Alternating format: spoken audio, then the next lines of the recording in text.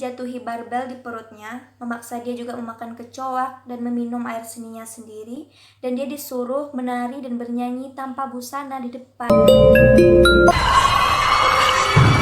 Halo guys, assalamualaikum warahmatullahi wabarakatuh. Terima kasih sudah klik video ini. Nah, di video kali ini aku akan mengajak kalian untuk membahas suatu kasus kriminal yang sangat terkenal di negara Jepang, yang menceritakan seorang gadis cantik yang mana dia dibunuh. Sebelum dibunuh tuh dia disiksa dulu sama anggota-anggota dari Yakuza. Ada yang bilang biasanya orang cantik itu memiliki keberkahan dan keberuntungan dalam hidupnya, tapi cantik juga bisa menjadi kutukan bagi seorang gadis yang bernama Junko Furuta, yang mana Junko ini dibunuh oleh anggota dari Yakuza karena Junko ini menolak cinta dari salah satu dari temannya. Terlalu banyak dari. Nah, aku akan mengajarkan dulu untuk mengenal sosok dari Junko Furuta ini ya weh. Junko Furuta merupakan gadis asal Misato, prefektur Saitama. Ayahnya bernama Akira Furuta dan Junko lahir pada 18 Januari 1971, dan dia ini memiliki keluarga yang harmonis. Pokoknya ayah dan ibunya itu sayang sama dia, dan dia memiliki seorang kakak laki-laki dan seorang adik laki-laki. Junko merupakan seorang murid yang sangat serius dalam sekolah, yang mana dia tuh memiliki nilai-nilai yang tinggi. Junko juga merupakan seorang gadis pekerja keras, yang mana dia tuh menggunakan waktunya sepulang sekolah separuh waktu untuk bekerja di PT Percetakan Plastik untuk menghemat uang kelulusan yang telah dia rencanakan. Jadi basically dia tuh merencanakan untuk mungkin nyambung kuliah atau gimana, jadi dia tuh menyisihkan uang kerjanya untuk kelulusannya nanti.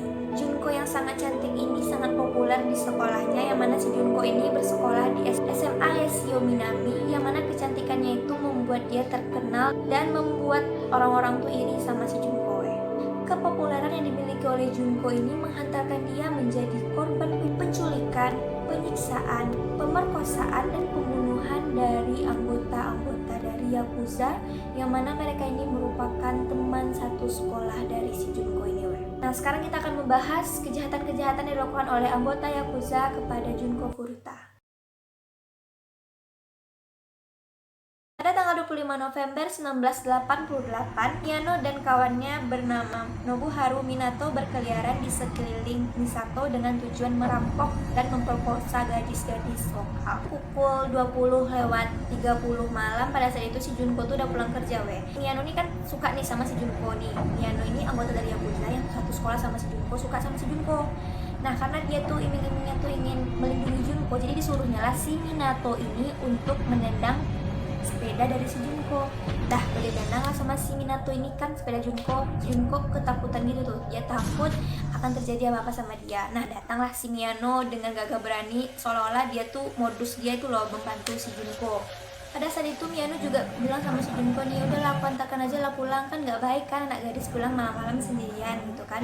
Nah, karena pada saat itu si Junko nggak menaruh curiga nih sama si Miyano ini, akhirnya si Junko bilang, ya udahlah temani aku ya, kawannya aku sampai aku pulang. Jadilah si Junko sama si Miyano ini pulang gitu kan. Tapi pada saat itu niat dari si Miyano ini berubah ketika dia tuh ingin memperkosa si Junko, yang mana si Miyano mengarahkan Junko untuk menuju suatu gudang kosong di daerah itu. Miyano ini juga sempat mengancam Junko dan bilang, aku akan bunuh kau kalau kau tuh nggak mau ngikutin apa yang aku suruh. Nah, diajaklah si Junko nih ke gudang itu kan, diperkosa di gudang itu Udahnya sampai situ, akhirnya si Miyano sama si Minato ini ngajak si Junko lagi ke hotel, dan diteleponlah sama si Miyano nih kawan-kawan dia yang berdua lagi. Jadi mereka ini berempat bersahabat, Miyano, Minato, Jo Ogura, dan Yasushi Watanabe.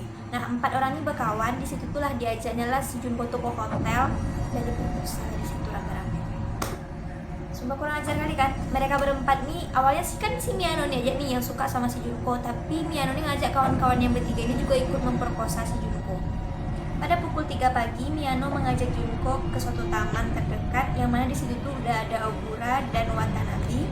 Pokoknya udah ada mereka berempat itu, yang mana mereka itu mengumpulkan alamat dari rumah si Junko yang mereka ambil dari dalam tas si Junko. Nah, pada saat itu si Miyano ini kembali mengancam Junko dan bilang, oh, kalau macam-macam sama aku bisa loh bunuh keluarga kok. Aku udah tahu nih alamat rumahmu di mana. Aku bisa bunuh kau, aku bisa bunuh keluargamu bersama dengan anggota-anggota Yakuza lainnya. Mau keluarganya tersakiti oleh orang-orang ini, orang-orang yang gak berakhlak ini. Akhirnya si Junko nurut aja, ngeh aja dia kan. Junko pasrah dan akhirnya mereka membawa si Junko ke rumah si Minato yang ada di Adachi, yang mana mereka itu melakukan kembali pemerkosaan kepada Junko secara beramai-ramai di base camp mereka. Jadi rumah si Minato ini menjadi base camp orang-orang yang dajjal itu Pada tanggal 27 November, orang tua Junko ini mengaku kepada polisi bahwa dia kehilangan putrinya yang bernama Junko Furuta, yang mana pada saat itu si Miyano ini mendengar nih bahwa orang tua si Junko ini udah berusaha untuk mencari si Junko. Karena takut, akhirnya si Miyano meminta Junko untuk menulis suatu surat, yang mana di surat itu si Miyano memerintahkan Junko mengatakan bahwa Junko ini sedang melarikan diri dan dia tuh butuh waktu sendiri dan dia tuh aman bersama temannya. Dan Junko juga mengatakan kepada ibunya untuk menstop pencarian terhadap dirinya. Nah, pada saat itu Junko ini berada di rumah si Minato. Orang tua Minato sama adik Minato ini tahu nih. Tapi pada saat itu si Junko ini menyamar menjadi pacarnya si Minato. Pada saat itu orang tua dari Miyano ini dan adiknya ini udah mulai nih, ini pasti nih anak gadis ini gak siksa nih sama orang-orang anggota-anggota si Minato sama kawan-kawannya. Tapi pada saat itu si Minato bilang sama mamanya, "Mak, kok jangan berani-berani." Nggak gitu Istilahnya tuh dia lagi mengancam orang tuanya supaya nggak melaporkan ini ke siapapun dan tidak membocorkan rahasia. Karena si Minato ini bilang bahwa jangan bermain-main dengan gengnya Yakuza. Karena si Miyano ini generasi dari Yakuza, jadi daripada dia yang kena, mending diam aja gitu. Akhirnya orang tua dari si Minato ini diam aja dan nggak melapor ke polisi sekalipun. Junko yang disekap selama 40 hari itu dia-dianya ya diperkosa, disiksa, hingga Miyano mengundang teman-teman Yakuzanya sebanyak lebih dari 100 orang untuk memperkosa Junko lebih dari 500 kali. Jadi seolah 40 hari itu si Junko diperkosa oleh 100 orang, bukan, oleh lebih dari 100 orang dan lebih dari 500 kali. Jahat orang ini. Selain melakukan pemerkosaan kepada Junko, Junko juga dibiarkan kelaparan dan disuruh minum air seninya sendiri. Di sini suruh minum sama astagfirullah. Jadi Junko ini gak dikasih makan, gak dikasih minum, tapi Junko dipaksa untuk meminum air seninya sendiri. Sempat juga nih si Junko ini melapor ke polisi, dia nelpon polisi untuk minta bantuan, tapi ketahuan nih sama si Miyano. Pada saat itu si Miyano langsung ngambil teleponnya, bilang, "Enggak pak, tadi itu kami salah sambung," gitu kan. Akhirnya si Junko dihukum oleh si Miyano, yang mana si Miyano ini menggantungkan kaki si Junko ke atas, kepalanya di bawah gitu habis itu ditonjok-tonjok kayak tukang tinju gitu loh. Dijatuhi barbel di perutnya, memaksa dia juga memakan kecoa dan meminum air seninya sendiri, dan dia disuruh menari dan bernyanyi tanpa busana di depan Miyano dan kawan-kawannya Yakuzanya dan menempelkan lilin panas ke badan Junko serta memutilasi bagian-bagian tubuh Junko ini kecil-kecil gitu loh memasukkan benda-benda yang aneh ke dalam kemaluan Junko seperti bola lampu, besi dan sebagainya yang mereka masukkan yang tajam-tajam kayak gitu ke dalam kemaluan Junko hingga menyebabkan Junko mengalami pendarahan yang sangat hebat. Junko ini juga sempat hamil diperkosa sama orang itu. Ya kayak mana ya sebanyak itu mereka tuh memperkosa si Junko, pasti ada lah yang hamil satu. Kurang ajarnya sumpah orang ini karena mengalami penyiksaan yang begitu banyak. Akhirnya si Junko bilang sama Miyano, kok kalau mau bunuh aku, bunuh aja aku, sekarang aku udah gak sanggup lagi nih gitu kata si Junko kan. Tapi si Miyano ini menolak untuk melakukan pembunuhan itu kepada si Junko karena si Miyano ini masih kesel sama Junko. Dulu aku suka sama kok tolak gitu kan. Ya gimana ya, si Miyano ini berandal kayak gitu. Si Junko ini gadis baik-baik, mana mau lah dia nerima laki-laki yang kayak gitu. Karena Junko ini tahu nih pasti si Miyano ini cuma memanfaatkan badannya aja. Akhirnya si Junko tuh kehilangan beberapa fungsi dari bagian tubuhnya, seperti kantong kemihnya tidak berfungsi dan ususnya tidak berfungsi, yang menyebabkan Junko itu makan, minum, muntah lagi. Nanti disuruh pula Junko itu makan muntah dia kayak gitu. Dan karena itu tuh wajah Junko ini udah membengkak gitu, tubuhnya nggak berbentuk lagi, dan mereka ini kehilangan nafsu bejatnya kepada Junko dan mereka itu berniat untuk mencari wanita lain untuk hiburan mereka lagi. Dan ini nggak culik orang itu sudah diperkosa, dibiarkannya lepas gitu. Akhir hidupnya Junko ini karena dia udah mengalami suatu lemah gitu nggak bisa berdaya, nggak bisa apa-apa lagi.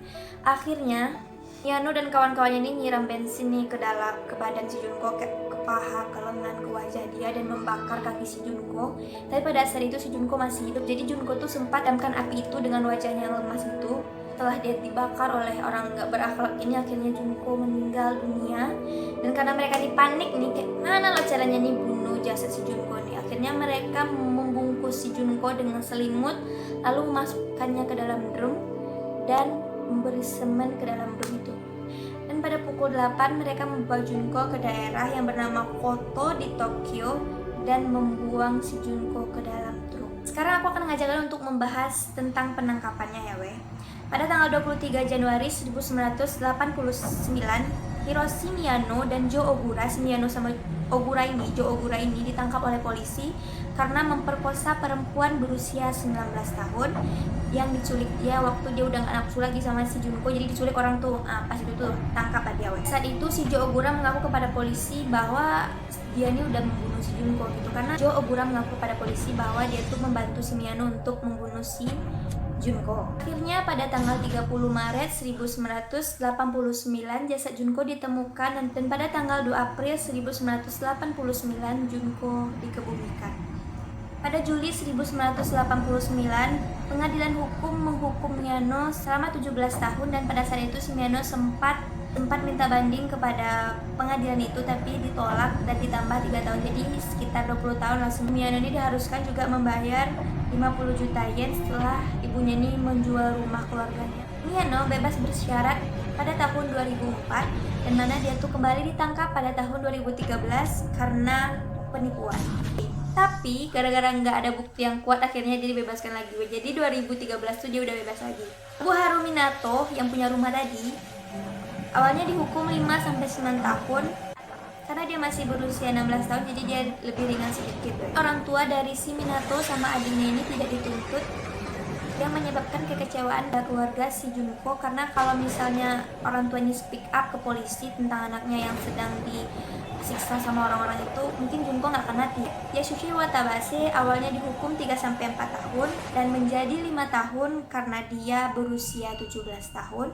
Joe Ogura yang dihukum 8 tahun dan bebas pada tahun 1999, kemudian ditangkap lagi pada tahun 2004 karena menyerang dan dihukum selama 7 tahun. Nah pada saat itu tuh terjadi pula lah drama-drama dari ibunya Ogura ini, yang mana ibu Ogura ini datang nih ke makamnya si Junko dan merusak makam si Junko itu dan memaki-maki Junko. Menurut aku ya ini nggak adil banget untuk keluarga Junko. Menurut kalian mana? Kalian bisa komen di bawah. Sekian dari aku, kalau ada yang kurang kalian bisa komen di bawah dan tambahin biar aku juga baca. Dan buat kalian yang belum subscribe, silahkan subscribe dulu dan nyalain notifikasinya supaya kalian selalu pantengin video-video terbaru dari aku. See you, bye-bye.